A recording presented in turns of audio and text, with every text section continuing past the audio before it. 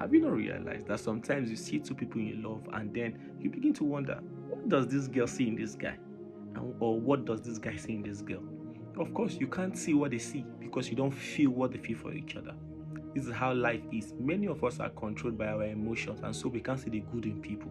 Even if that person is doing his best to be the best of who they are, you will keep seeing them in the negative light because the information in your head and the emotions in your heart are negative about them. This is why when it comes to parents and children, it doesn't matter how that child is dumb in school, the parents will keep celebrating them and keep loving them. You can hardly find parents discrediting their children because there is a natural love in their hearts for them. And so whenever you have hate for someone in your heart, it will affect the way you receive what they do, even though they are good people.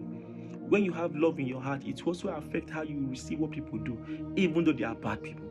This is one of the major problems, especially in religion. We are attacking each other, not because we are not saying the same thing or this person is not saying the truth, but we just don't like some people. Or we so love some people that whatever they say, we just carry it up as the word. And then we so hate some people or dislike some people that whatever they say, we carry it up as lies. It's simply because of the untrained minds of people and the untrained hearts of people. Information lies in our mind and then emotions lies in our hearts. So if you don't train yourself to be in control of the informations you get about people or how you feel about people, it will affect the way you handle people. And if you continue in that untrained light, you will miss many good things coming your way that is embodied in a person that you don't like. That's why in the law system, judges, lawyers, and those in the judiciary are not trained to handle cases based on how they feel or based on what they know. They are based on handling cases based on facts and evidence. This is how everyone should live their life if you are to always make the right decision, especially if you are a Christian. If you want to make sure that you will not look down on who God is using and who God wants to use to bless you, you must train yourself to live life above your mind and your emotions. That's why the Bible makes it clear. Be led by the Spirit. Romans 8, chapter 14. It says, for as many that are led by the Spirit, they are the ones that are called the sons of God, not the ones that are led by their emotions. Because no matter how you want to do them, if you don't like person, it will affect you.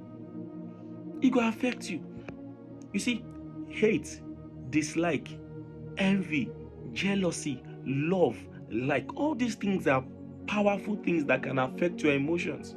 And the moment they lay hold of your emotions, it will affect the way you see person. And that is why the first thing you must do, if somebody is saying something or someone is trying to communicate something to you, the first thing you must do is that, Lord, please let me not judge this person based on how I feel towards them. Trust the Lord to help you to receive the lights coming from him through somebody that you really don't like.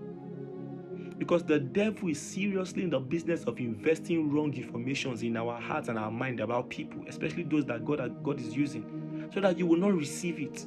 The Bible says, guide your heart, from out of it comes the issues of life. It is scriptural, because if you don't guide what enters your emotion, it will affect how you act, it will affect how you behave. I must talk to every one of us that God is transforming and is using. Let me tell you something. Don't waste your time trying to make everybody receive what you can give, believe what you say, or see what you mean. It's a waste of energy. Do your best to just do the work that God has given you, and those that are meant to receive, let them receive it and be glad that they do. The rest that don't want to receive it, so leave them to God. You can't. Even Jesus, when he was on earth, he could not convince everybody now, Abi. So please, be like Jesus. This life, everybody get wetin dey do them. Pray for them and leave them. But you wanting to convince everybody to be in your boat and to like you, okay? Like a man of God said, you know, be ice cream. Even ice cream, no be everybody like ice cream. Just do your work and leave the rest to God. You are not called to everybody.